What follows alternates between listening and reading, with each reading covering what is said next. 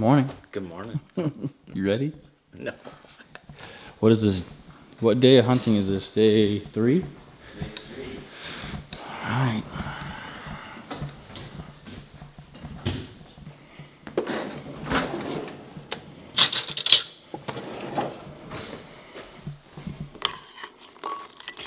Breakfast of champions this morning. Eating these so that when we have a nice pack out today, got plenty of energy.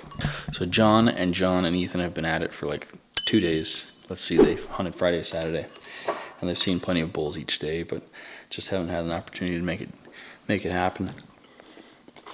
Good news is they're seeing lots of bulls, and the other good news is John's dropping his standards today. So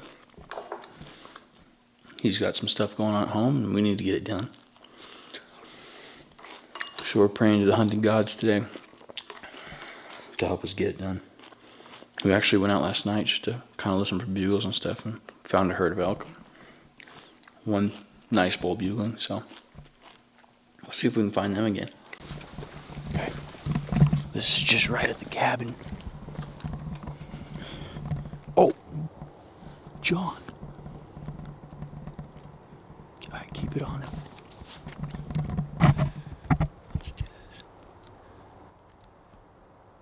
Dude, he is a big old buck. Are you kidding me?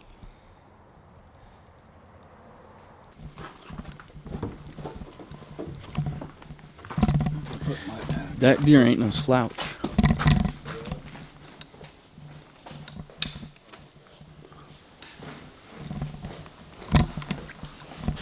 So, in the show though, the animals just, live in town. They just pick a house, just set up camp. That was no slouch of a buck. We had to go all seek one on this guy. Started asking for permission to shoot him with our bow. This unit's probably closed. Anyway, all right.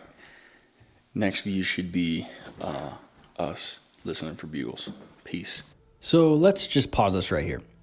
24 hours prior to this point, I was in Flagstaff for work and ran out really quick to find some elk. I literally walked straight into this stud and his cows.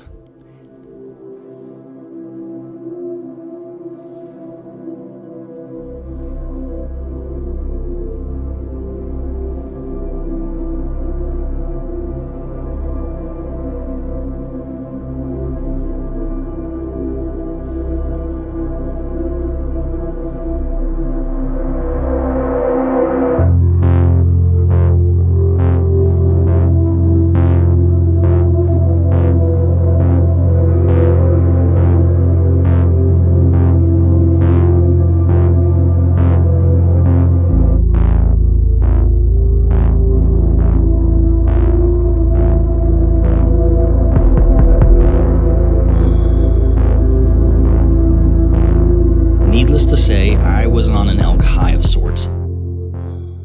All right, back to the action. Peace. I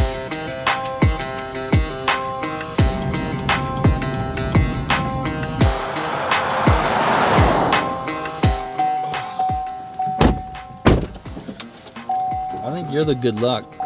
And one that knows this area better than anybody else in the world, probably. We just get them to come to us. Yeah? They go right around us every time. Well, they're bound to screw up once, right? In theory. My standards. What's your standards today? Oh, well, it's going to be a 6x6. 6x6? Yep. All right. We're not reaching in the 5x5 bag yet. Okay. That sounds good to me. Hopefully. Any 6x6. No, not any 6x6. You got a number in your head? 320? What was it, John? Hands? No, when it... First, the 5th and 6th points? Yep. Yeah, as big as your hands? Got to be bigger than that. All right. Hopefully. An early archery elk tag in Arizona is highly coveted. In September, the elk are beginning to rut, and bull elk will communicate to other elk by way of bugle.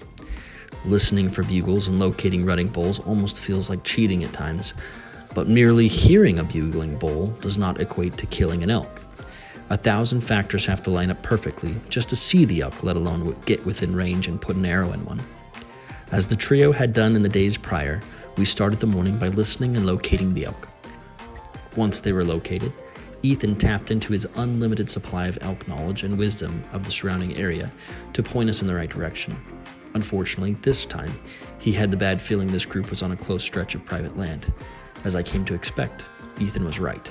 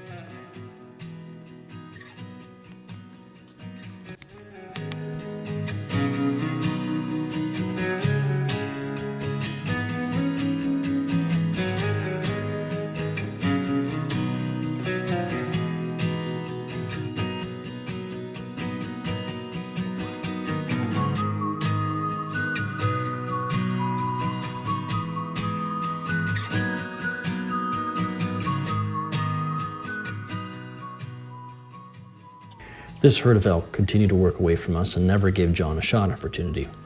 We made a large circle and eventually made our way back to the truck.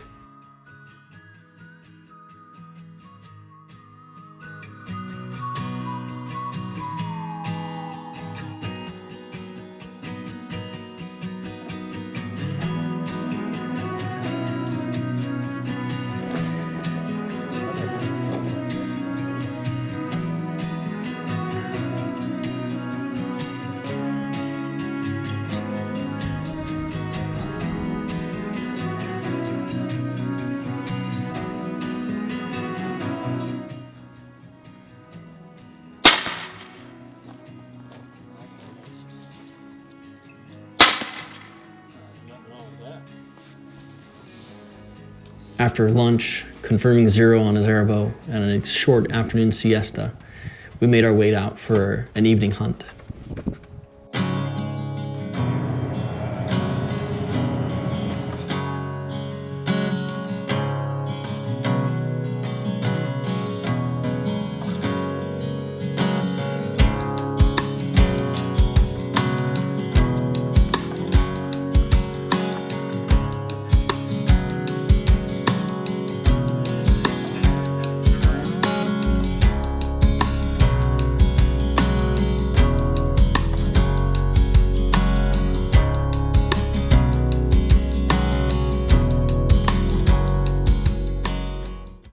Day 2 for me, morning of day 4 I think for these guys, and we've got them bugling around us, sitting here parked in the truck, and figuring out our play for the morning. But they're awake, getting after it, and hopefully we can find them and get within 80 yards, because that's been super easy this week.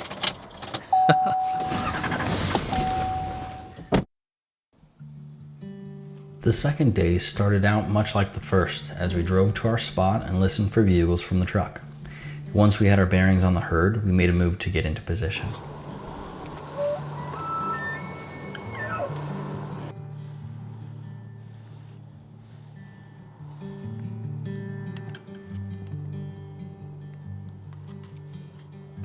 We found ourselves working along a fence line and thought we had put ourselves perfectly to intercept the herd.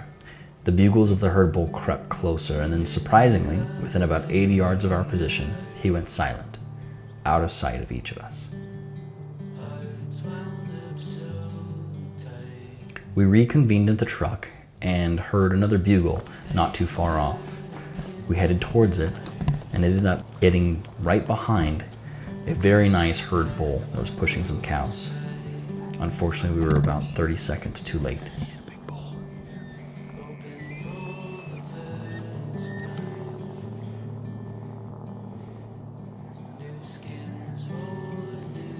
We headed back to the truck and made our way down the road thinking that maybe we could head off the bowl. Unfortunately, we didn't see him again. And just like that, my time with the trio had come to an end.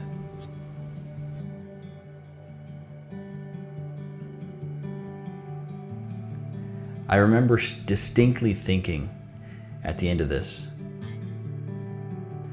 that I couldn't wait to do it again, especially with Ethan, who knew that area so well.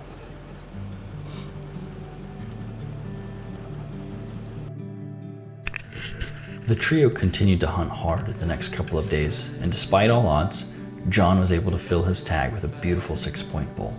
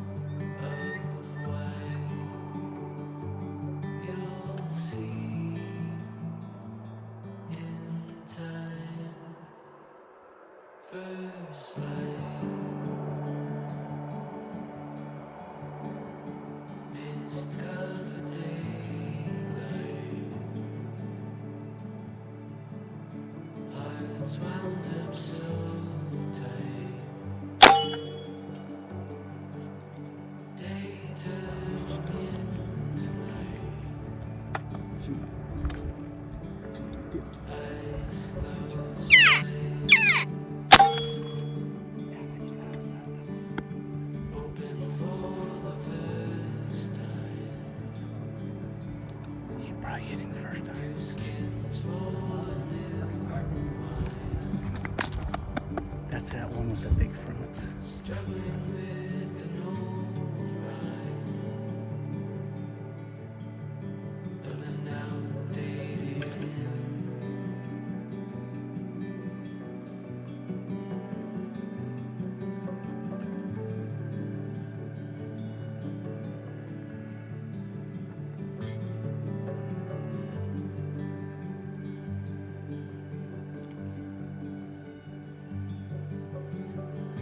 While hunting serves many purposes, above all, it has allowed me to meet and spend time with some of the best humans on earth. Ethan was one of those humans. Had I had another hunting season with him, I would have thought to listen to him more and ask more questions. Had I done so, I would have learned that he was not only selfless, hardworking, and personable with his hunting buddies, but with everyone. Unfortunately, a month after the hunt, we were notified that he had been infected with COVID and was in the ICU. Within 48 hours, he was gone.